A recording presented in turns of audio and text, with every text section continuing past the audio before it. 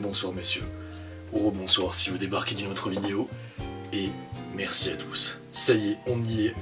Après 8 ans d'existence sur internet, nous venons d'atteindre le palier symbolique des 10 000 abonnés. Putain le bol content. Merci hein. Bon, en vérité je sais que c'est nul après 8 ans, attendez je peux recommencer. Mais franchement ça fait plaisir. Ça y est, je sais bien qu'on doit plus ce succès à notre longévité qu'à notre talent. Mais on accepte, d'accord? Alors merci vraiment de tous les commentaires, tous les retours, tous les likes que vous laissez, ça aide vraiment à ce que la chaîne soit mieux référencée. Merci du fond du cœur, mais vous savez, je trouve ça limite trop louche. En fait, c'est presque trop bien. J'ai tendance à penser que quand c'est pas trop partagé, dans le sens où il n'y a que des gens qui adorent, on fait un peu de la merde. Donc là, on s'est concerté avec Joachim, on s'est dit putain, comment retomber dans le fin fond des abysses du trou du cul des chiottes? Comment repasser en dessous des 10 000 abonnés? On a trouvé la solution, pour vous remercier. On va vous faire un top 50 des meilleurs jeux de tous les temps. Donc là, vous allez vraiment nous chier à la gueule, mais un truc de fou, parce que ça va pas vous plaire, je vous préviens, c'est en latin. Écoutez, on s'est concerté avec Joachim, on s'est demandé, bon, que sont les 50 meilleurs jeux de tous les temps? Honnêtement, objectivement, d'ailleurs, qu'est-ce qui fait qu'un jeu est meilleur qu'un autre? Comment ne faire, ne serait-ce qu'un top 10? Comment faire juste un top 10? Comment c'est possible? Alors vous savez, moi j'ai vu souvent sur les sites de jeux vidéo professionnels ou même des youtubeurs, hein, tout le monde fait son top, tout le monde y va de ses préférences personnelles, et souvent, moi, un truc que je trouve dingue, c'est que t'as les 10 meilleurs jeux qui sont tout le temps les mêmes. Genre t'as tout le temps Ocarina of Time en 1, Super Metroid en général il arrive très très haut également, Chrono Trigger qui est tout le temps mentionné, etc., etc. Alors là je vous préviens d'avance messieurs, je suis désolé, ça va mal se passer, je le sais. Je ne suis pas un fan de RPG, et Joachim non plus. Alors ça veut pas dire qu'il n'y aura pas d'RPG dans le top, mais il n'y a pas de Chrono Trigger, voilà, il n'y a pas de Final Fantasy VI. Vous allez vous dire qu'est-ce que c'est que ces bancos. Autre chose, faire quelques petites mentions honorables, et je vais vous citer quelques jeux là, des jeux cultes, des jeux phénoménaux, qui sont pas dans notre top 50, qui n'ont pas réussi à s'incruster dans notre top 50. Alors faut comprendre un truc, on a établi une règle, ne pas mettre plus de 2 jeux appartenant à la même série. C'est-à-dire que dans le cas de Metal Gear, moi je suis embêté, et je les aurais tous mis. Hein. Si je m'écoutais, j'aurais mis quasiment tous les jeux Metal Gear dans le top 50. Et Joachim m'a dit non, faut qu'on se limite à 2 jeux maximum par saga, donc on a dû faire des concessions énormes, des sacrifices, ça a été terrible. On en a chié les gars. Donc je vous l'annonce, je vous le dis solennellement, vous pouvez commencer à vous désabonner, à disliker la vidéo. Metal Gear Solid 1 n'est pas dans le top. Comment ça se fait? Bah écoutez, vous allez comprendre. Il faudra écouter en entier vraiment pour essayer de comprendre nos choix. Et il n'y a pas non plus de Resident Evil 2. Il manque plein de jeux que vous auriez certainement mis dans ce top 50. Le truc, c'est qu'on a vraiment essayé d'être honnête avec nos propres goûts. C'est-à-dire, moi je vais vous dire un truc, honnêtement. Et là vous allez me dire, je suis pas d'accord, moi je suis plutôt rétro gamer. Ok, pas de souci. Mais moi en tout cas, mon expérience personnelle subjective, et je crois qu'avec Joachim on partage pas mal de choses, c'est que le jeu vidéo est un média qui évolue. Vous voyez le cinéma, si je fais un top 50 des meilleurs films, alors je prétends pas que le top 50 que j'ai fait il y a plus d'1 an, je mettrai les 50 mêmes films d'année en année, mais je suis sûr d'un truc, c'est que le top 5 ne changera jamais, à moins que je sois mis complètement sur le cul dans les années à venir, ce qui m'étonnerait. Mais vous voyez, je vous invite à regarder ma vidéo top 50 des meilleurs films pour comprendre ce que je veux dire, mais en tout cas, le top 3 ne changera jamais, n'est pas prêt de changer. Parce que le cinéma, c'est un art qui est fini, quelque part, vous voyez. Le jeu vidéo évolue constamment, et je vous dis vraiment la vérité, mon ressenti, c'est que des vieux jeux rétro, même si j'aime bien parfois de temps en temps me relancer une petite partie de certains jeux, pour moi le rétro a vachement vieilli. Oui, je suis clairement pas le gars qui va se taper un délire sur Mario Kart SNES. Si je joue à Mario Kart, je veux la dernière version, d'accord? Sur Switch ou Wii U. Mais certainement pas le Mario Kart Super NES, vous comprenez? C'est important ça à comprendre. C'est pour ça que là, le top 50 qu'on a fait reflète en fait ce qu'on est en tant que joueur. Moi en tout cas, ça me reflète pas mal. Alors aussi, autre truc, on a fait des compromis avec Joachim entre nous-mêmes. Et là c'est plutôt marrant, on s'est prêté à l'exercice. Parce que si moi j'ai fait le top 50 tout seul, il y a des jeux qui ne seraient jamais apparus dans ce top. Là vous pourrez remercier Joachim si vous êtes d'accord avec lui. De l'autre côté, dans son top 50 à lui, il y a des jeux qui ne seraient pas apparus. Et là le fait qu'on fasse un compromis entre nous deux, nos deux expériences, ça a donné ce résultat que vous allez voir qui est assez éclectique, assez représentatif de ce qu'a été le jeu vidéo depuis ses débuts jusqu'à aujourd'hui, et qui a tendance à prouver, je dirais, que le jeu vidéo est sur la bonne voie, c'est-à-dire qu'on a des jeux qui sont d'une qualité phénoménale ces dernières années. Voilà, donc je vous demande d'être ouverts d'esprit. J'ai beaucoup blablaté, messieurs, c'est parti pour le top 50 des meilleurs jeux vidéo de tous les temps, avec beaucoup de subjectivité. Bien évidemment, vous nous connaissez. C'est parti. Bon voilà, vous avez compris les gars, on est sur un top profondément subjectif, mais il faut savoir qu'en fait, nous-mêmes on a dû faire des concessions en le faisant. Et ça c'est assez original parce que, vu qu'on a fait un top commun, on a dû discuter. Et en fait, il y a plein de jeux que je voulais mettre qui ont dû sauter, qui étaient à certaines places qui ne le sont plus. Et pareil pour DG, bon, on a failli en venir aux mains plus d'une fois malheureusement. Mais le calme et l'esprit de paix, de tempérance et de concession a dominé pour faire ce top. Donc voilà, c'est subjectif comme DG l'a dit, on n'est pas des gros joueurs de RPG de toute façon. Il n'y a pas beaucoup de jeux rétro finalement, parce que bon, DG ça a été un gros joueur de jeux rétro, moi pas mal, mais en vérité c'est pas le jeu qui m'ont le plus marqué, sauf d'un point de vue vraiment divertissement pur, et c'était pas mal. Mais oui, à part ça, voilà, effectivement vous verrez pas beaucoup de RPG, donc les amateurs de RPG, sachez que c'est un top vraiment qui nous concerne. Voilà, faites le vôtre, et tous les connaisseurs de RPG, je pense que vous aurez beaucoup plus de choses à dire sur des jeux comme Chrono Trigger, Final Fantasy VI, etc. J'en passe et des meilleurs. Donc c'est parti pour le top. En 50, quelle indignité, monsieur Blue. Bloodborne. Vous allez vous dire, DG n'a jamais joué à ce jeu. Si, j'ai joué 2 heures. Comment il se retrouve dans le top 50? Je vous l'ai expliqué, c'est un choix de Joachim. On l'écoute. Alors 50e, Bloodborne. Bloodborne qui est un jeu magnifique, tant artistiquement que au niveau de son gameplay, qui est un gameplay qui est un peu plus profond, je trouve, à titre personnel, que celui des Souls, qui sont des jeux fondés sur à la fois l'esquive, mais aussi la protection avec le bouclier. Là, c'est que de l'esquive, c'est que du réflexe. C'est une bande-son de fou, c'est un univers extrêmement glauque, qui me déplaît à titre personnel, mais qui reste génial, exceptionnellement travaillé. Lovecraftien, avec des aliens qui nous sont totalement supérieurs et totalement méprisants, j'ai envie de dire, envers nous. Ils nous voient même pas, ils savent même pas qu'on existe, on ne peut même pas les voir, ces aliens-là, sauf avec un niveau de lucidité suffisant. Un jeu génial, un incontournable de la PlayStation 4, en plus c'est une exclusivité. En 49, Splinter Cell. Incompréhensible. Je me désolidarise complètement des propos qui vont suivre. Splinter Cell, pourquoi Splinter Cell? Parce que, tout simplement, c'est un jeu qui avait un gameplay totalement différent de celui de Metal Gear, beaucoup moins arcade. Il se voulait beaucoup plus réaliste. Il l'a été au moins dans son écriture par Tom Clancy. Le scénario est assez intéressant. Donc on est dans les problématiques de l'action américaine à l'étranger. Je ne vais pas détailler le scénario, de toute façon ça ne nous intéresse pas. Ça reste un jeu vraiment bon. Un très bon jeu, l'un des meilleurs jeux d'infiltration de tous les temps. C'est la 3e école. Première école Metal Gear, 2e école Hitman, 3e école Splinter Cell. Il a sa place dans ce top. En 48, Tetris. Là, on va y aller avec les petites anecdotes. Alors, vous allez comprendre petit à petit que ce top n'a pas vocation à faire des tests. D'accord, on va pas passer en revue les jeux. On va vous donner vraiment que du pur ressenti. D'accord, quelques anecdotes. Et si ça vous intéresse, je pourrais éventuellement faire quelques tests de jeux qui apparaissent dans ce top. Mais c'est à vous de voir. En tout cas, Tetris, c'est mon tout premier jeu vidéo, c'est le premier que j'ai eu. J'étais à l'hôpital, mon père m'offre la Game Boy avec Tetris. Je suis devenu complètement accro. Alors là, on pourrait se dire, putain, mais est-ce que tu joues encore à Tetris aujourd'hui, honnêtement?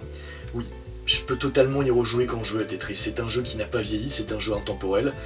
C'est du scoring, jusqu'à devenir névrosé. Et j'ai passé des heures et des heures durant mon enfance. Et ça m'arrive encore de temps en temps de le lancer.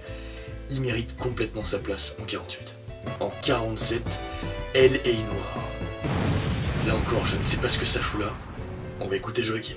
Elle est noire parce que tout simplement c'est un jeu génial avec une ambiance vraiment film noir. Moi qui suis un grand amateur du cinéma des années 40, 60, on retrouve cette ambiance-là dans l'écriture, dans les dialogues, dans les personnages, dans l'univers. Vraiment une DA à tomber par terre, je trouve, au niveau de l'ambiance, au niveau de la ville, qui est magnifique, je trouve. Pas en termes d'interaction, bien sûr, mais vraiment en termes esthétiques. Et surtout le scénar, l'écriture, la team Bondi, Rockstar, ils ont donné le meilleur d'eux-mêmes. C'est pas un jeu à la GTA, fondamentalement. C'est un jeu qui a ennuyé beaucoup de gens, mais c'est un jeu qui m'a vraiment plu, en tout cas. En 46, messieurs, super Super Mario World. Ah bah oui, ah bah quand même un peu de lourd là, hein.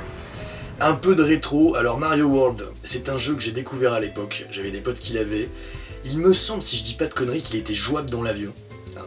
Et surtout, moi je l'ai redécouvert intégralement lors de sa ressortie en 2002 sur Game Boy Advance. Je me rappelle, c'était pendant le second tour Jacques Chirac-Le Pen. Et ben j'ai fini pour la première fois 100% Super Mario World, complètement culte, énorme, un gameplay qui n'a pas vieilli d'un iota, la perfection absolue. Et là c'est mon chat qu'on entend miauler, je sais. Bon, alors, Mario World, une valeur sûre, foncez dessus, il faut l'acheter. En 45, what the fuck, Onimusha, non mais Starfall là, ce n'est pas mon choix non plus, c'est n'importe quoi, il me l'a imposé. On va écouter ce banquignol. Onimusha, donc l'un des premiers jeux de la PS2, l'un des jeux les plus cultes de l'ère PS2 aussi. C'est un Resident Evil qui se passe dans le Japon féodal, qui reprend l'histoire japonaise avec Nobunaga notamment, qui est le grand ennemi de ce premier opus, mais qui reprend aussi tout le folklore japonais. Donc le monde est envahi de démons, on joue un samouraï qui s'appelle Samanosuke, et donc le but ça va être de sauver la princesse Yuki. Bon, le scénario a l'air très basique, mais surtout c'est l'ambiance qui est exceptionnelle dans ce jeu, cette ambiance qui vous prend aux tripes, cette bande son exceptionnelle, un incontournable, vraiment. En 44, là c'est du lourd. What Remains of Edith Finch. Ah voilà, je l'ai mis en recommandation, mention honorable dans le Top Flop 2018. Là, écoutez, je me permets de mettre ce jeu en 44. Génialissime, une vision, quelque chose qu'on n'a jamais vu dans un jeu vidéo, la fin est juste monumentale. Des musiques d'exception, des moments de gameplay ultra inventifs. Je ne peux que vous recommander de foncer dessus. Clairement un jeu qui me marquera à tout jamais. Génial. En 43, Fallout 4. Scandaleux, on est d'accord ou pas? Écoutez, on va encore écouter Joachim. Bon, là on va se faire taper dessus par tous les amateurs de la série Fallout et des jeux Bethesda en général. Pourquoi Fallout 4? Bon, moi j'ai fait très peu de RPG dans ma vie. J'ai tenté Fallout 3, qui est considéré comme le meilleur de la série avec New Vegas. J'ai pas tenté le 1 et 2, qui sont aussi considérés comme des bombes atomiques par les amateurs de la série Fallout. J'ai fait le 4 par hasard. J'ai été happé dans cet univers bourré de références de tout genre. Blade Runner en tête de liste, hein, avec les synthétiques et le chasseur de synthétiques qui est un synthétique là. Magnifique, grandiose. J'ai jamais vu un jeu qui offre autant de liberté. L'ambiance, la bande son, toutes les musiques des années 40, 50, 60 et la Fitzgerald en tête de liste et l'univers, ce monde post-guerre nucléaire, vraiment ça m'a bouche bée et j'avais jamais vu ça, voilà. En 42, Bayonetta, voilà, quand c'est moi qui choisis, il y a du lourd, du génie, Hideki Kamiya au mieux de sa forme, un putain de gameplay de malade mental qui n'a pas vieilli d'un iota, une formule parfaite, hyper maîtrisée, le Japon, c'est la folie, c'est coloré, c'est généreux, c'est hardcore. Achetez Bayonetta. En 41, je sens que j'ai vraiment tout cassé. BioShock Infinite. Attendez, soyons sérieux, ça a sa place dans le top 50, ça BioShock Infinite, on est sérieux? BioShock Infinite, qui n'est pas le meilleur de la série, vous allez voir qu'il y en a un avant dans le classement, mais qui est quand même un jeu exceptionnel, et j'emploie ce terme beaucoup aujourd'hui parce qu'il n'y a que des jeux exceptionnels de toute façon, mais BioShock Infinite, l'univers, les graphismes, mais surtout l'écriture du scénario qui se tient. Le scénario se tient, il est très bien écrit, mais c'est surtout les personnages qui sont intéressants. Booker DeWitt qui vient de la Pinkerton, Elizabeth, bon je vais pas spoiler, mais un jeu à faire absolument. C'est le digne successeur du BioShock 1, et si on fait les DLC qui sont offerts donc dans le pack PS4, 1080p 60 fps, incontournable. Si on fait les DLC, on se rend compte que la boucle est bouclée entre BioShock Infinite et BioShock 1, donc vraiment un incontournable, l'un des plus grands jeux de la génération précédente.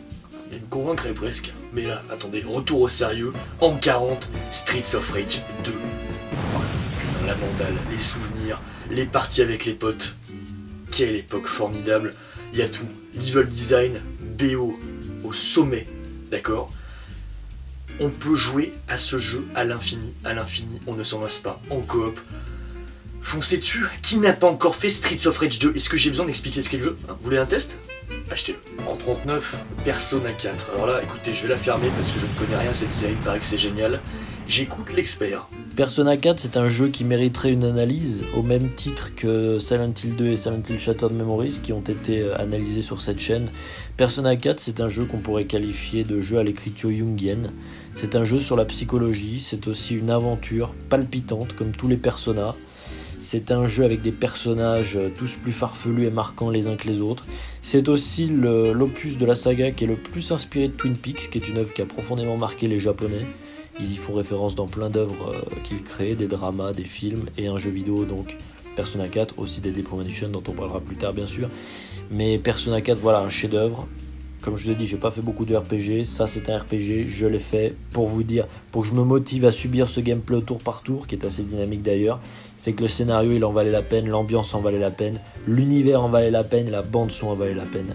Faites-le, il est exceptionnel. En 38, miracle, enfin un jeu Saturn qu'on a représenté dans ce top, Street Fighter 2X. Alors je dis Saturn parce qu'il y a une version, en version japonaise, un portage quasi parfait, arcade perfect de Street Fighter 2X. Enfin Super Street Fighter 2X, une baffe absolue, monumentale. Je vous ai dit que c'était vraiment le premier jeu vidéo duquel j'étais tombé amoureux. C'est bizarrement le Street Fighter sur lequel je reviens le plus, même si je préfère l'autre qui va arriver, vous allez voir dans le top. Mais c'est un jeu qui n'a pas vieilli, la perfection du gameplay, une ambiance, des personnages de malades mentaux, vous connaissez tous Street Fighter 2, un incontournable. Il faut la version 2X. Procurez-vous une Saturn Jap avec ce portage. En 37, sans surprise, Street Fighter 3 Third Strike. Je suis d'accord, le meilleur Street Fighter ever. Et on laisse parler Joachim. Oui, bah alors après 2X, qui est considéré comme le Street Fighter le plus parfait, vous savez qu'il est toujours là en compétition, il fallait mettre Third Strike. Voilà, en 37e position, alors que 2X est en 38e. Pourquoi Third Strike? Pourquoi pas le 4? Pourquoi pas le 5? Bon, si tant est qu'il y ait des amateurs du 5. Parce que Third Strike, c'est une bande son. C'est le gameplay le plus technique de tous les Street Fighter avec le... J'ai pas le nom, excusez-moi, on va dire le cancel, où il faut appuyer sur direction arrière, pile à la frame où le mec fait une attaque. Et là, on part le coup. Et on peut enchaîner ensuite avec un combo.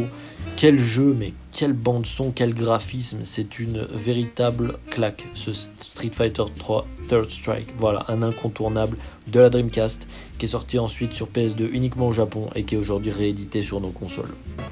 En 36, un peu de nostalgie, Aladdin sur Mega Drive, mon premier jeu vidéo sur console de salon. Cadeau pour Noël, je crois que c'était fin 93.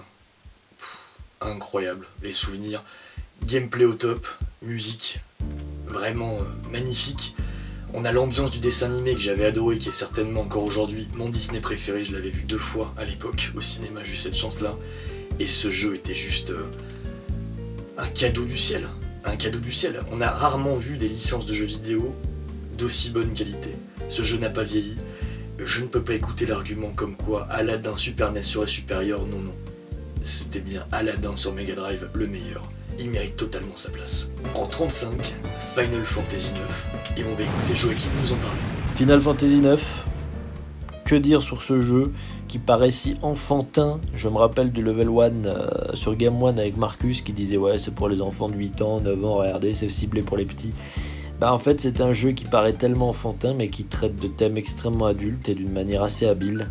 Tout ça à travers un personnage qui n'est même pas le personnage principal. Ce personnage c'est Bibi, Bibi Ornitier, qui est un mage noir et qui est programmé pour mourir tout simplement et qui va se questionner tout au long de cette aventure. La bande son, l'univers, c'est l'un des plus grands jeux de l'histoire du jeu vidéo, de toute façon personne n'en doutera. En 34, attention ça se gâte, attention messieurs, Final Fantasy XV. Alors je sais là, franchement vous allez vous dire what the fuck, si vous avez retenu ce que j'ai dit précédemment, là on a mis 2 Final Fantasy, c'est-à-dire qu'il n'y aura pas d'autres Final Fantasy dans le top. Hein, c'est-à-dire que le 7 et compagnie, terminé, au shot. Et vous allez vous dire comment le 15 peut être au-dessus du 9. Écoutez, c'est mon choix personnel, j'assume. Cette saga, je ne suis pas un connaisseur. Je n'ai jamais accroché vraiment à Final Fantasy. Je reconnais tout le talent. Moi, ce qui me touche le plus dans les Final Fantasy, ce sont les musiques. Et dans le 15, oh là là, on a la totale. On a non seulement la BO qui est monumentale, mais en plus, on a plein de morceaux des anciens Final Fantasy. L'open world, personnellement, l'approche, j'ai adoré. C'est un projet qui était chaotique, mais d'une générosité monstrueuse. J'ai été touché par la fin, ça m'a transporté, j'ai aimé suivre cette bande de potes, me balader dans cet univers, être à dos de chocobo sur une autoroute avec un décor extraterrestre derrière, ça c'est le Japon, c'est ça qui me fait rêver, ça m'a transporté. Voilà, insultez-moi, j'assume. En 33, Shadow of Memories. En voilà un choix qui est incongru. On va écouter Joachim en parler.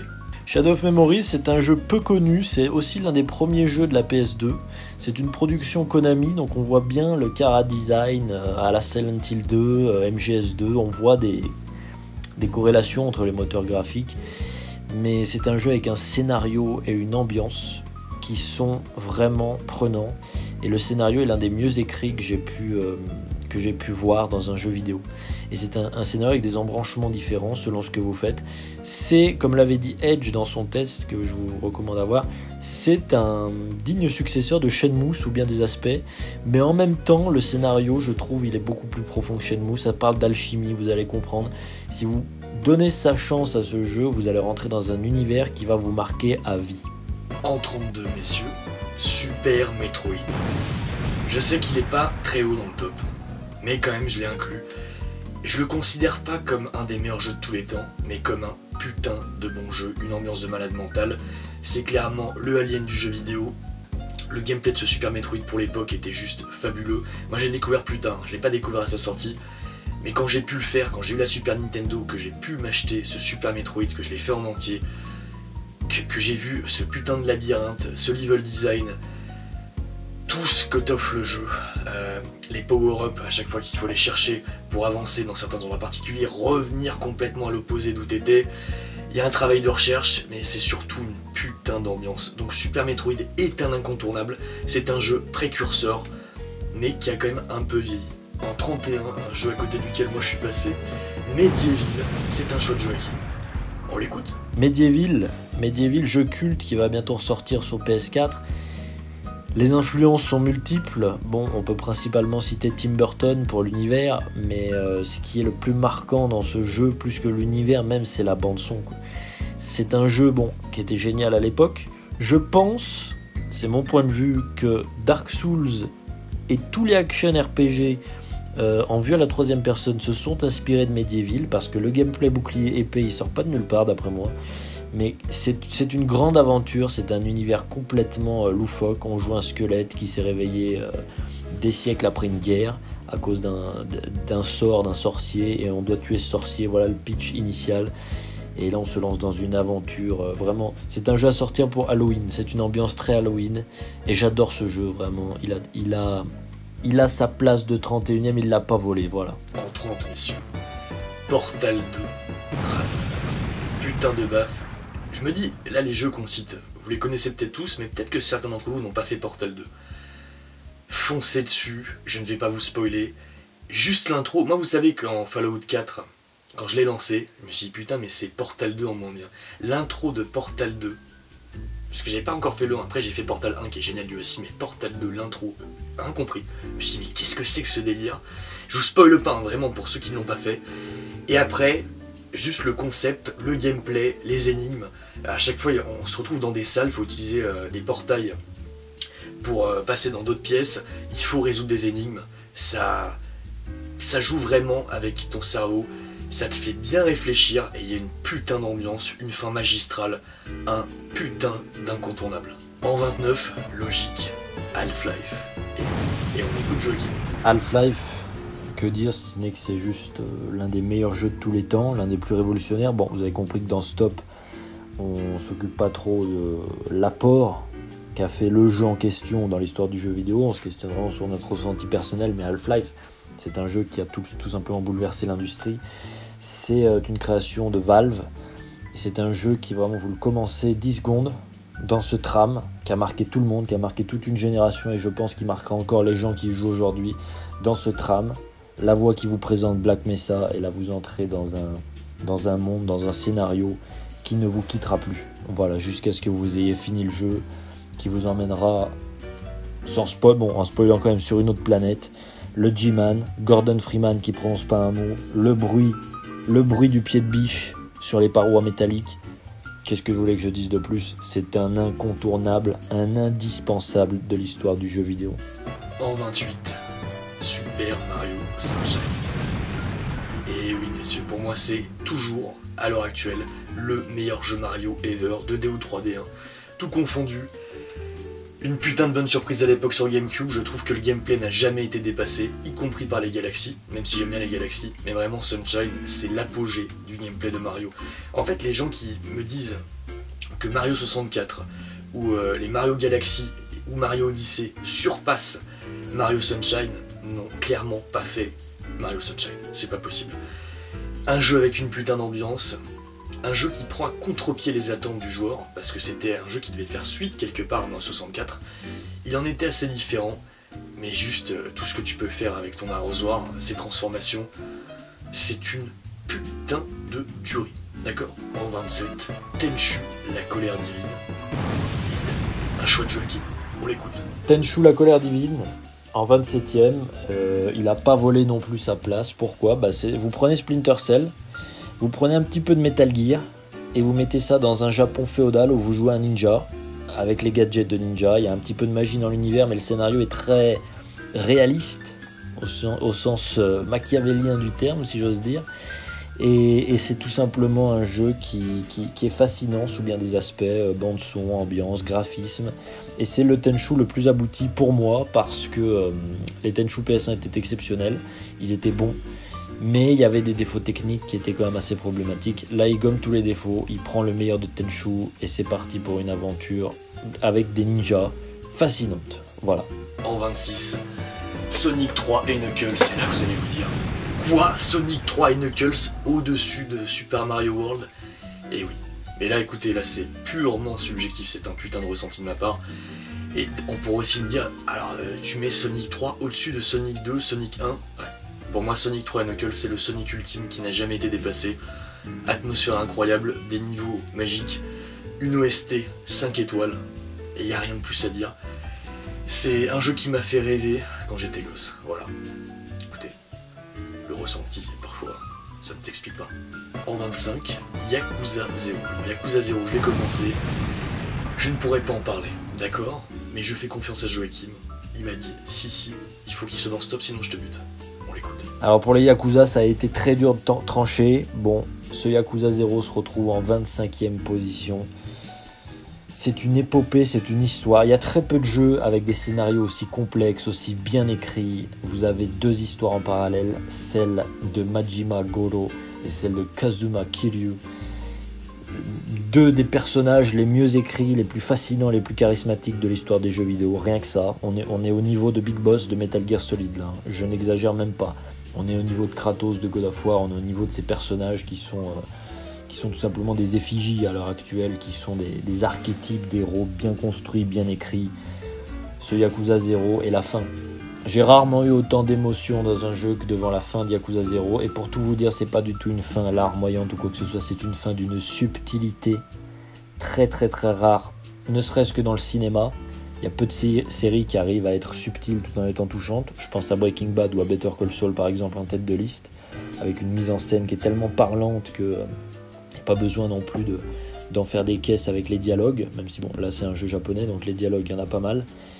Mais voilà, ce Yakuza 0, il le fait, subtilité, écriture, mais surtout moment épique. Voilà, je vous spoil pas tout, mais la scène dans les égouts où il y a un mec qui nous fonce dessus à moto, avec une barre de fer, et Kazuma Kiryu qui n'esquive même pas la barre de fer, il se la prend comme ça, juste, voilà, qu'est-ce que je vous dis de plus? Yakuza 0. Faites les Yakuza, malheureusement il faut parler anglais, désolé pour une non-anglophone, c'est scandaleux qu'on sorte des produits en anglais en France, mais ça vaudrait le coup d'apprendre l'anglais juste pour Yakuza 0, et pour Shakespeare bien sûr. En 24, Super Castlevania 4. Bien évidemment, il fallait inclure ce Castlevania dans le top. J'ai hésité, mais putain, le gameplay qui n'a pas vieilli d'un iota, le level design, l'ambiance, les boss. Regardez l'épopée de Hooper qui est juste monumentale. Ce jeu, c'est toute une époque, c'est une atmosphère, c'est Dracula. D'accord? Foncez dessus. En 23, Devil May Cry. Putain de baffe, quand on sait que ce jeu est un dérivé du projet Resident Evil 4, on a du mal à y croire. Je l'ai fait Day One, je me rappelle qu'un jeudi, c'était un jeudi midi, On était parti avec un pote, j'avais acheté le jeu, on était rentré entre midi et 2 chez moi. J'étais tombé complètement dingue de ce concept. J'ai adoré. Subjectivement, je dirais que le 3 est peut-être le meilleur, mais Devil May Cry, le premier, pour l'ambiance, l'atmosphère, pour le gameplay, qui était révolutionnaire à l'époque. Je me devais de l'inclure dans ce top et de le choisir au détriment du 3. Voilà, et j'attends avec une certaine impatience le 5. Si vous n'avez pas fait Devil May Cry, messieurs, c'est le moment de vous rattraper. Foncez. En 22, The Legend of Zelda, Majora's Mask. C'était compliqué, parce que je ne pouvais choisir que 2 Zelda.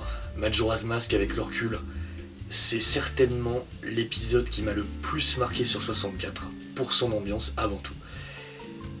Sujet à débat, mais l'ambiance de ce Majora's Mask est juste formidable, incroyable, l'OST c'est divin. Je n'avais fait un test sur ma vieille rétrospective Zelda, je crois qu'elle est encore en ligne, je vous invite à regarder si ça vous intéresse, j'étais plus jeune. Bref, écoutez, il faut faire des choix dans la vie encore une fois, si vous n'avez pas fait Majora's Mask, je vous en prie, faites-le, foncez. En 21, Ninja Gaiden. C'est un choix de Joachim. Comment Ninja Gaiden peut se retrouver avant Devil May Cry, je ne sais pas. Écoutez, on va l'écouter. Faut qu'il justifie le truc. Ninja Gaiden, là aussi on a beaucoup hésité. Est-ce qu'on met les épisodes NES ou est-ce qu'on met le reboot de la saga sur Xbox par Itagaki? On a choisi l'épisode Xbox parce que c'est juste l'un des meilleurs beat'em all de tous les temps. Il demande une précision aux petits oignons, donc les gens ils ont dit Dark Souls c'est le retour des jeux durs. Faites ce Ninja Gaiden ne serait-ce qu'en mode difficile.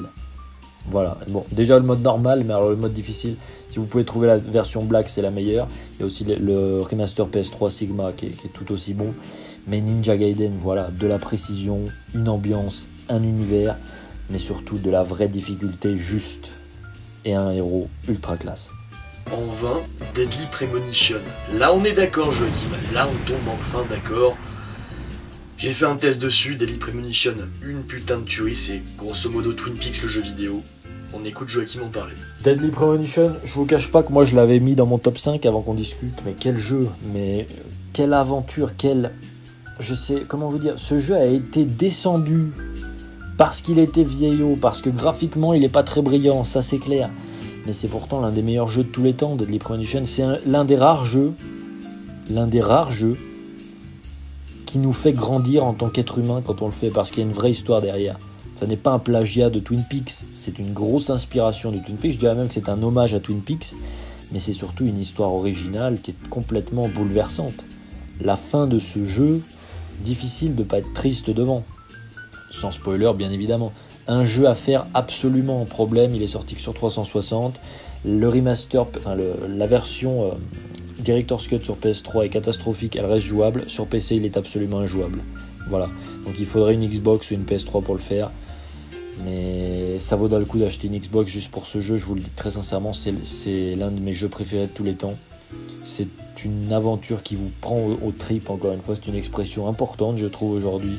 C'est des personnages farfelus mais touchants. C'est une bonne écriture, c'est-à-dire que les personnages vont vous faire rire, ils vont vous énerver, à la fin du jeu vous allez avoir une rage profonde et ils vont vous émouvoir. Le personnage de Francis York Morgan, Forrest Kaysen, Sigourney qui se balade avec sa casserole pendant tout le jeu, référence à Twin Peaks bien sûr. Allez voir le test de DG, mais il a sa place là, pour moi il l'aurait même dans le top 5, voilà, mais on a dû trancher, il est 20ème, Deadly Premonition, faites-le absolument. En 19, Hitman 2. C'est génial. J'adore Hitman 2 moi. Non je déconne. C'est encore une fois un choix de Joachim. On l'écoute. Alors maintenant, bon, il fallait en choisir un. Vous savez que pour moi le meilleur Hitman en termes de gameplay objectivement c'est le dernier, donc Hitman World of Assassination, qui n'est pas du tout un reboot d'ailleurs, je sais pas pourquoi on emploie ce terme là. Et aussi donc Hitman 2 qui est sorti en 2018. Mais j'ai pris comme élément emblématique de la saga Hitman 2 de 2001. Hitman 2. Quel jeu, sorti donc sur PS2, PC, Xbox aussi je crois, peut-être GameCube, pas sûr. Je suis pas là pour parler technique, mais Hitman 2, la bande son de Jesper Kyd, le scénario avec l'autre clone de 47 qui se repent, qui finit à l'église catholique, et le curé qui se fait kidnapper, 47 qui est énervé, qui est questionné, qui est tourmenté. Mais en un mot, l'ambiance. Il y a très peu de jeux qui ont un tel niveau d'ambiance. Plongez-vous dans cet univers, la mission chez Yamamoto où on doit l'empoisonner avec les sushis. Tout ça, c'est juste cultissime. En 18, Snatcher. J'aurais aimé le mettre plus haut dans le top. C'est très compliqué parce que là, vraiment, tout ce qui va arriver, c'est du méga lourd. Snatcher, j'en ai fait un test il y a très longtemps. C'est une des vidéos dont je suis le plus fier, vraiment. J'invite à la regarder si ce n'est pas encore le cas. Snatcher, un jeu d'Hideo Kojima. D'abord sorti sur PC 8801, ensuite PC Engine, puis plus tard sur Mega CD. Là évidemment, moi je donne mon avis sur la version Mega CD, parce que les versions précédentes sont en japonais. D'ailleurs, la toute première version ne comportait pas l'acte 3. Bref, Snatcher, c'est une aventure interactive. C'est Blade Runner en jeu vidéo, une putain d'ambiance. Si vous ne l'avez pas fait, je ne peux que vous recommander de le faire en émulation. Vous serez pas déçus du voyage. En 17, Dragon Ball Z Fighters. Non, je déconne pas. Voilà, c'est compliqué, vous savez, c'est ça le problème. C'est qu'on a dû faire des compromis. En gros, c'est que moi je choisissais un jeu, je disais alors ça c'est en 1, Joachim, alors ça, lui il disait ça c'est en 2, moi en 3 je dis ok bah du coup t'auras ça, en 4 il me dit ok mais je t'impose ça, et on se retrouve avec une aberration pareille, Dragon Ball Z Fighters, qui est le seul jeu Dragon Ball Z présenté dans ce top, moi je voulais mettre Tenkaichi 3, mais non, il fallait faire des compromis, donc écoutez moi vu que j'ai imposé certains trucs à Joachim, il m'a mis ça dans la gueule et il se retrouve devant Snatcher, c'est terrible. On écoute Joachim en parler. Dragon Ball Z Fighters, 17ème, une place totalement méritée. Le meilleur jeu de versus de l'histoire de Dragon Ball, l'un des meilleurs jeux de versus de l'histoire des jeux vidéo. Graphiquement, une tuerie, mais ce qui m'intéresse vraiment là, c'est le gameplay. Plus l'univers, bien sûr, j'aurais jamais acheté ce jeu sans Dragon Ball. Là, Arc System Works ont fait un travail exceptionnel. La précision que demande ce gameplay, mais en même temps la simplicité, parce que n'importe qui peut s'amuser dessus, mais dès qu'on commence à creuser, qu'on devient très technique, ça devient d'autant plus intéressant. C'est vraiment un chef-d'œuvre, le meilleur jeu Dragon Ball de l'histoire, au moins en termes de versus. Voilà. En 16, messieurs, Phantasy Star Online. Alors Joachim, tu pensais me niquer avec Dragon Ball Z Fighters ? Moi je t'invoque Phantasy Star Online, un jeu qu'il voulait pas mettre. Il se dit, mais qu'est-ce que c'est que ce jeu ? On peut plus le faire maintenant. À mon avis, il y a encore des serveurs qui permettent d'y jouer sur PC. Phantasy Star Online, pareil, j'en ai fait un test, je vous invite à le regarder. Toute une époque, un jeu qui m'a transpercé de toutes parts. Je voulais le mettre beaucoup plus haut pour tout vous dire, parce que subjectivement, c'est mon jeu vidéo préféré de tous les temps. Mais c'était, franchement, faire ce top 50, c'était l'enfer. C'était impossible, en fait. Objectivement, je peux pas le mettre en 1, Phantasy Star Online, vous voyez. Et subjectivement, c'est de plus en plus compliqué parce qu'il y aurait Dead 2. Donc je suis baisé. Je suis baisé, du coup il se retrouve en 16. Bon, au moins il est devant Fighters. C'est déjà ça de gagner. Écoutez, toute une ambiance, une coop formidable, le premier jeu online MMORPG sur console. Si vous ne l'avez pas fait sur Dreamcast à l'époque, vous êtes passé à côté d'un monument. En 15, Resident Evil 4. Pour être tout à fait honnête, j'aurais plutôt mis le 2 à cette place-là. Mais écoutez, le 4 est exceptionnel lui aussi. Moi j'en ai déjà fait un test dans ma rétrospective, donc là, on va plutôt laisser Joachim s'exprimer dessus pour la première fois. Resident Evil 4, Shinji Mikami, reboot de la saga, enfin, comment on pourrait dire, nouvelle direction pour la saga. Je parlerai pas technique, je parlerai pas de la jeunesse chaotique de ce jeu, mais juste Resident Evil 4, l'un des meilleurs jeux d'action de tous les temps. Il invente la bonne utilisation de la caméra épaule. C'est une montée en puissance pendant tout le jeu, c'est long, c'est le dernier Resident Evil avec une ambiance vraiment pesante. Enfin, il y a le remake du 2 qui arrive, mais tout simplement un incontournable. Et en plus, il est sorti sur toutes les consoles, vous avez absolument pas d'excuses, c'est l'un des meilleurs jeux de tous les temps. Personne ne pourra dire le contraire. En 14, Detroit Become Human. Et oui, je sais que ça trouve cul à certaines personnes de voir un jeu de David Cage dans le top 50, mais Detroit Become Human, putain de baffe, j'en ai déjà parlé précédemment dans la vidéo Top Flop 2018. J'ai adoré l'ambiance, l'atmosphère, le scénario, tous les choix proposés, toute l'évolution en fonction des choix qu'on fait, toutes les fins différentes, les thèmes abordés. Achetez Detroit Become Human, totalement sa place en 14, je valide. En 13, Dark Souls. Je voulais mettre Demon's Souls, et pour tout vous dire, j'aurais mis ces jeux-là bien plus loin dans la liste. Alors peut-être que si c'était moi, j'aurais pas mis. Si, j'aurais peut-être mis Demon's Souls quand même. Mais là, bon, écoutez, Joachim m'a convaincu. C'est Dark Souls, et c'est lui qui en parle. Alors bien sûr, il allait être dans ce top, celui-là. Pareil, on a discuté Demon's Souls, Dark Souls, c'était le débat. J'ai dit, écoute DG, Dark Souls a plus marqué. Et pour moi, il est plus culte. Il y a Ornstein et Smough, il y a Sif le loup. Voilà, Dark Souls, c'est un game design original, c'est un gameplay original, mais surtout c'est un univers qui vous fascine. Il n'y a quasiment pas de scénario, tout est dans l'univers, l'histoire des armes, et la bande son, les boss, tout, et enfin le retour d'une vraie difficulté dans les jeux vidéo. Et là, croyez-moi qu'il faut des nerfs solides pour finir ce jeu. Et je pense à un niveau en particulier qui s'appelle le Hameau du Crépuscule, qui tournait en 14 FPS sur PS360. Des souvenirs et une grande épopée. En 12, je me suis bien rattrapé. Je l'ai niqué celui-là. God End. Eh oui, God End. Faut toujours que je fasse le test, hein. Je l'ai jamais fait. Il faut que je fasse ce putain de test de God End. Faut que je me bouge le cul, faut que je fasse la review. En quelques mots, le meilleur beat'em all de tous les temps. Clairement, en tout cas, le meilleur beat'em all 3D, il n'y a jamais eu mieux. Gamecult ont mis 5 sur 10 à l'époque. Ils ont rien compris, ils sont passés complètement à côté. La difficulté est certes très élevée. Je l'ai fini en mode die pour tout vous dire. Mais on aime le challenge ou pas. Et le gameplay, je vous promets que le gameplay de God End n'a jamais été surpassé. Juste le système d'esquive avec le stick droit, en mode Dragon Ball, là. Putain, c'est génial. Du putain de génie et l'OST. Oh là là. Foncez sur God End si ce n'est pas déjà fait, messieurs. En 11, Yakuza 4. Ah, encore un Yakuza, les jeux auxquels personne n'a joué. Alors, Yakuza 4, qu'est-ce que ça vaut? Joachim, peux-tu nous le dire? Yakuza 4, messieurs, Yakuza 4.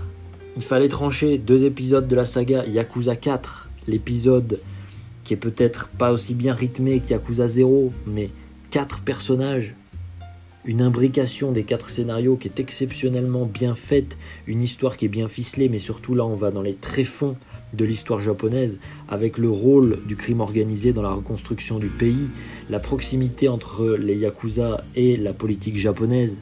Tout ça est développé, tout ça est traité, et toujours avec ces personnages cultissimes, Kazuma Kiryu. Et là, je vous spoil pas, mais il y a une évasion de prison, les gars. Une évasion de prison qui est tellement culte avec Saejima, qui est un perso. Je vous raconte juste une scène. Saejima vient d'être officialisé chez les Yakuza, on va dire. Il a une mission, il doit tuer 18 personnes. Et il y a la scène du bar, où il rentre pour tuer ces 18 personnes. Je ne vous en dis pas plus. Quel jeu, quel jeu. Vous savez, pour définir ce jeu, je vais employer un seul mot, viril. C'est un jeu viril. Voilà, il n'y a absolument aucun autre mot pour définir ce jeu. Incontournable. En 10, attention, là ça se gâte. Là, franchement, on a fait des choix ambitieux. Et là, c'est du méga lourd. J'ai dû, là aussi, faire un choix entre les 2 versions, mais j'ai pris Resident Evil Rebirth. La version GameCube, bien évidemment, donc le premier jeu, mais en version remake. J'ai déjà fait un test dessus dans ma rétrospective, donc je vais pas me répéter, mais monumental, ambiance, gameplay, cadre, refonte graphique exceptionnelle, intérêt qui n'avait pas bougé à l'époque. Hein, je veux dire qu'entre le premier, sorti en 96, et celui-là en 2002, la qualité, le fun, l'angoisse est restée intacte. D'accord? Et même aujourd'hui, et c'est bien pour ça qu'ils l'ont ressorti en version remasterisée, sur les consoles dernière génération, il n'a pas vieilli d'un iota. C'est dingue, un jeu de 2002. En 9, messieurs, c'est terrible. Castlevania, Symphony of the Night. Quelle blague. Moi, je voulais mettre un petit Vampire Kiss, hein, Vampire Kiss ou Chino Rondo, mais non. Joachim m'a dit non, moi je t'impose Symphony of the Night, un jeu pour métrosexuel, mais écoutez, on va quand même écouter son avis dessus. Bon bah là on est entré dans le top 10, messieurs, c'est du sérieux. En 9ème position, toute méritée, Castlevania, Symphony of the Night. Bande son de Michiru Yamane. C'est le premier Castlevania en Metroidvania. Vous savez, ces jeux où on progresse dans un gros château et une grosse map. Et les parties se développent selon les pouvoirs que vous avez. Tout simplement une écriture des personnages, une ambiance, une bande son. Il faut le faire, c'est tout simplement... c'est vraiment un indispensable, Symphony of the Night. Il est dans le top 10, c'est pas pour rien. Voilà. En 8, j'ai arnaqué Joachim, il est pas au courant que je veux dire ça. Shenmue 1 et 2. C'est-à-dire qu'en fait, on s'était dit juste Shenmue 2. Non, le 1 et 2. Je sais, bon, c'est un peu dégueulasse, mais j'en mets 2 d'un coup, d'accord? J'ai le droit. Putain, bordel. Shenmue, toute une expérience, toute une époque. Alors moi, j'avais offert le jeu à un pote pour son anniversaire. J'avais vraiment découvert le jeu Day One, ou presque. J'avais joué avec lui, et je l'ai fini que bien plus tard, vers 2005-2006. Un truc comme ça. Je me suis plongé dedans corps et âme, ça m'a complètement chamboulé, et je me suis dit, putain, mais quelle révolution pour l'époque, c'est un jeu qui a en partie coulé Sega, mais quel putain de projet. Alors le 3, pour moi il sort beaucoup trop tard, je le prendrai quand même, mais j'ai peur. J'ai peur parce que quand tu vois le 1 et le 2 qui étaient tellement ambitieux, tellement révolutionnaires dans la mise en scène, dans le gameplay, dans l'approche, tout ce que ça portait aux médias, aux jeux vidéo, la série des Yakuza a repris beaucoup de trucs de Shenmue, vous voyez. Et c'est très bien d'ailleurs hein, qu'il a repris, il fallait quand même que quelqu'un s'inspire de Shenmue. Il faut jouer à Shenmue, c'est vrai que ça vieillit niveau gameplay, ça vieillit. Pour le mec qui découvre en 2019, là, faut quand même s'accrocher. Mais il mérite vraiment sa place dans le top 10. En 7, Bioshock. Ouais, Bioshock. Oh putain. Alors c'est pas que j'aime pas, hein, mais je l'aurais jamais mis dans le top 10. Jamais. Jamais. Tu peux pas. Tu peux pas. Si, Joachim il peut. Bon. Bioshock, que vous dire sur Bioshock? J'ai lancé la démo en 2009, parce que moi j'ai dû attendre qu'il sorte sur PS3. Au bout de 10 secondes de la démo, donc qui fait référence à Half-Life, hein, l'épisode de la Bathysphère, j'ai compris qu'on avait affaire à l'un des plus grands jeux de tous les temps. C'est un univers extrêmement bien écrit, et je vais juste justifier ce que je suis en train de dire par univers bien écrit. C'est un univers dans lequel il faut se plonger, le fouiller pour le comprendre. Mais à la vue, ne serait-ce que d'un seul screen de Rapture, la ville sous-marine, puisque tout le jeu se passe sous l'eau, dans une ville sous-marine, on comprend qu'on a affaire à une œuvre d'art. Une œuvre d'art stricto sensu, vraiment une œuvre d'art. Les personnages sont bien écrits, c'est bourré de références à la culture populaire, mais surtout à la littérature des essais, à la philosophie, à la théorie économique, etc. On est dans une société donc avec Rapture ultra-capitaliste, ultra-libérale, objectiviste. Le jeu se fait la critique, se veut une critique de l'objectivisme d'Ayn Rand, donc qui est une... je ne vais pas développer, de toute façon c'est pas du tout le lieu pour ça. On avait même fait une émission là-dessus, mais... Quel jeu ce Bioshock, et la bande son, le jeu s'ouvre sur Django Reinhardt. Qu'est-ce que vous voulez faire de plus que ça, les gars? Il y a des gens qui n'ont pas fait Bioshock encore, mais vous faites quoi ici, franchement? En 6, Metal Gear Solid V, The Phantom Pain. Alors là, Joachim n'était pas content. Là, il a pété un point, il me dit mais non, mais tu peux pas mettre ces tétrons dans le top 10. Parce que Joachim, il faut le savoir, hein, il s'est complètement désolidarisé de Kojima et MGSV. Je sais pas ce qui s'est passé. Bref, écoutez, Phantom Pain, vous connaissez mon avis dessus, j'en ai fait une rétrospective. J'aurais aimé le mettre plus haut, mais j'ai été tellement déçu par ce jeu. Ce jeu devait être tellement plus que ça. Tellement plus. Mais cela dit, j'ai mis Phantom Pain et pas Metal Gear Solid 1. Parce que tout le projet que ça a été, tout ce que ça m'a vendu comme rêve, et attendez, le jeu est quand même génial, hein, c'est quand même un des meilleurs jeux de ces 10 dernières années. Je reviendrai jamais là-dessus. Mais ça aurait pu être tellement plus Kojima. En 5, on est tombé d'accord avec Joachim, pour une fois. Shadow of the Colossus. Et je lui laisse l'honneur d'en parler. On y est. 5e position. Bon, je comprends pas trop la 6e, comment ce jeu a pu voler la place à MGS1, mais c'est pas grave. 5e position, Shadow of the Colossus, par Fumito Ueda, qui est juste... c'est un jeu impressionnant sur tous les aspects. Le pire dans l'histoire de ce jeu, c'est que c'est à la fois un jeu d'une profondeur artistique extrêmement rare, quel que soit le support. C'est un jeu qui vous questionne par son gameplay, par ses cinématiques, par son scénario, par ce que vous faites en tant que joueur. Mais c'est surtout aussi une révolution technique à l'époque. Et c'est ça qui est fascinant. Le cahier des charges est rempli. Et enfin, le gameplay qui est absolument épique. Vous combattez des colosses de 500 mètres de haut, mais à un moment donné, c'est pas comme dans les jeux nuls, excusez-moi de le dire, où il n'y a pas de gameplay adapté. Là, chaque colosse a son gameplay. Il va falloir trouver comment lui monter dessus. Et les animations, parce qu'à la base, Fumito Ueda est un animateur, il est spécialiste de l'animation. Les animations n'ont pas pris une ride. Faites-moi le remake PS4, enfin le remaster au niveau des textures et de la lumière PS4. C'est un indispensable pour quiconque aime l'art en général. Shadow of the Colossus, je parle même pas de la bande son qui est à tomber par terre. En 4, The Legend of Zelda, Breath of the Wild. Alors Joachim n'était pas d'accord, je crois qu'il n'a pas fait le jeu. Mais c'est un incontournable, c'est une véritable révolution. J'espère vraiment que Nintendo va prendre toutes les bases apportées par ce jeu pour faire encore mieux la prochaine fois. Là encore, j'ai fait une review qui est disponible sur la chaîne. Ce jeu m'a fait retourner en enfance. C'est le Zelda que je fantasmais quand j'étais gosse. Incroyable, putain de baffe, gameplay aux petits oignons, clairement le meilleur gameplay, la meilleure approche d'open world ever à ce jour, en tout cas dans ce genre de jeu. Pour moi, le meilleur Zelda de la série, il n'y a même pas à dire, il n'y a même pas à chier, il n'y a même pas à débattre, c'est le best Zelda ever, point barre. Et oui, je suis désolé pour les fans de Link to the Past. Moi aussi, je suis un fan de Link to the Past. Mais ce jeu, oh là là, Nintendo a pris son temps, mais ils nous ont gâtés. Merci Nintendo. En 3, j'ai dû faire une grosse concession. C'est un jeu que je n'ai toujours pas fini. Je l'ai commencé, je ne l'ai jamais fini. Silent Hill 2. On va écouter Joachim. Silent Hill 2, bien sûr. En top 3, Silent Hill 2, parce que c'est l'un des jeux vidéo les plus profonds de l'histoire, mais pas que, c'est aussi un grand jeu vidéo. Alors, j'ai du mal à le faire, comme beaucoup de gens, parce qu'il est extrêmement malsain. Mais quelle aventure!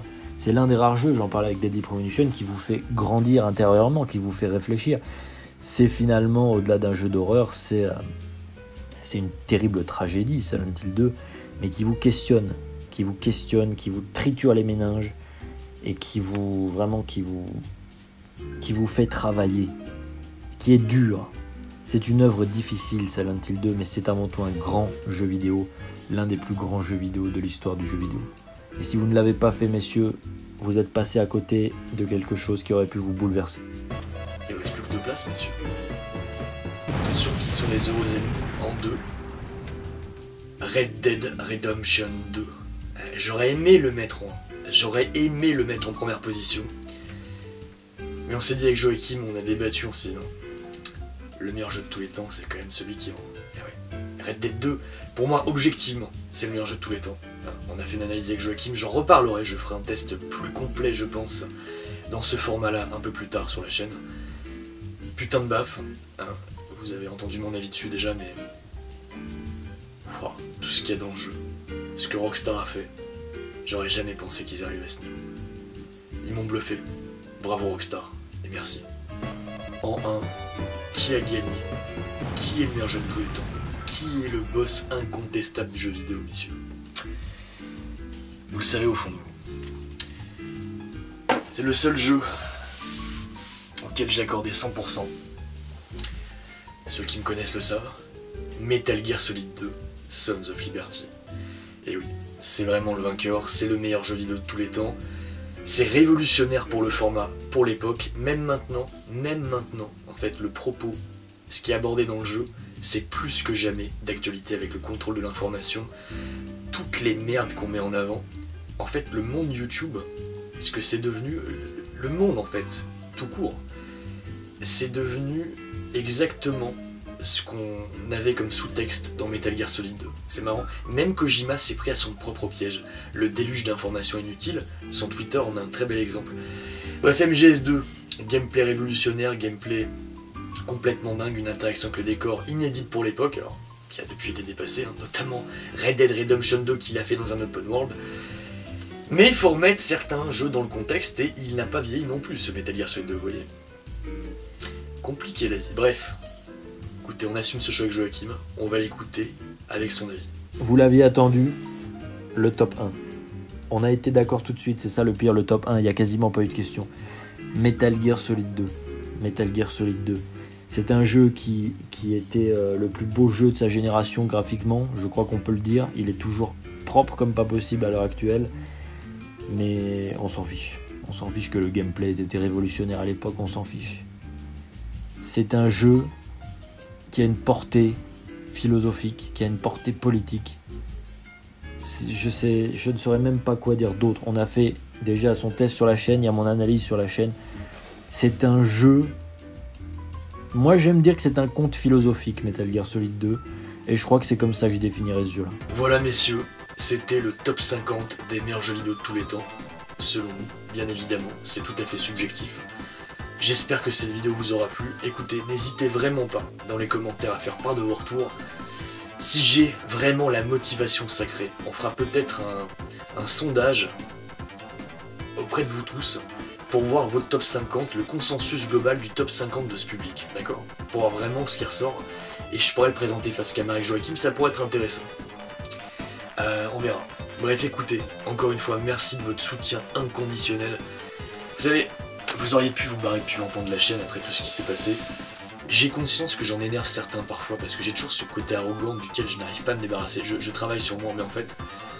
Là, je joue pas un personnage tout de suite. Là c'est vraiment moi, sauf que, petite nuance, quand j'allume la caméra, c'est comme un switch, c'est comme un robinet, je peux pas m'empêcher d'avoir une gueule de con. Je peux pas m'empêcher d'avoir un espèce de melon pas possible. J'en suis vraiment désolé. Pour certaines vidéos un peu putassières ces derniers temps, je crois qu'elles étaient d'utilité publique. Elles ont une justification, en tout cas pour moi, je les ai fait avec le cœur. Évidemment, il y a une partie de moi qui me dit c'est bien pour la chaîne. Si ça peut faire mieux référencer la chaîne à faire décoller, tant mieux. Mais il y a aussi parce que ça vient du cœur, c'est d'utilité publique pour moi. C'est un combat. Je crois qu'il y a un truc qui est injuste, il faut en parler, d'accord? Et on n'a pas peur de le dire ici. Merci, sincèrement, de tout votre soutien.